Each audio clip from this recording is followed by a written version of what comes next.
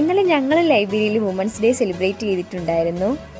നമ്മൾ വെളിരാജ്യത്ത് ആയിരിക്കുന്ന സമയത്ത് ഇങ്ങനത്തെ പ്രോഗ്രാമൊക്കെ നമ്മുടെ നാട്ടിൽ സെലിബ്രേറ്റ് ചെയ്യുമ്പോൾ നമ്മൾ ഇതൊക്കെ ഇരുന്ന് ഫോണിലൂടെ കാണുകയും മാത്രമേ ഉണ്ടാവുള്ളൂ. അപ്പം നമ്മൾ ഓർക്കും നാട്ടിലായിരുന്നെങ്കിൽ ഇങ്ങനത്തെ പ്രോഗ്രാമൊക്കെ നമുക്ക് സെലിബ്രേറ്റ് ചെയ്യാമായിരുന്നല്ലോ. പക്ഷെ എനിക്ക് ലൈബ്രറിയിൽ വന്നിട്ട് അങ്ങനത്തെ ഒരു ഫീലിങ്സ് ഉണ്ടായിട്ടില്ല. കാരണം ഇവിടുത്തെ മലയാളി അസോസിയേഷൻ അത്രയും സ്ട്രോങ് ആണ്. ഇവിടെ ഇങ്ങനെ ഓരോ പ്രോഗ്രാമും കോർഡിനേറ്റ് ചെയ്യുന്നത് കൊണ്ട് തന്നെ മലയാളികൾ തമ്മിൽ പ്രത്യേക ഒരു ബോണ്ട് തന്നെയാണ്. നമുക്ക് നമ്മുടെ നാട്ടിലാണെന്നുള്ളൊരു ഫീലിംഗ് തന്നെയായിരിക്കും ഇവിടെ നിൽക്കുമ്പോൾ. നമ്മളൊരു പുറം രാജ്യത്ത് നിൽക്കുവാന്ന് ഒട്ടും നമുക്ക് തോന്നത്തില്ല.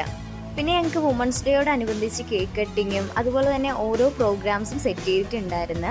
പിന്നെ കുട്ടികൾക്കും ഗെയിംസ്, അതുപോലെ മുതിർന്നവർക്കും ഗെയിംസും കാര്യങ്ങളൊക്കെ ഉണ്ടായിരുന്നു. അതിനുശേഷം ഞങ്ങൾക്കൊരു സെലക്ഷൻ റൗണ്ട് ഉണ്ടായിരുന്നു. 2026 best woman of the year എന്നൊരു കോമ്പറ്റീഷൻ ഉണ്ടായിരുന്നു.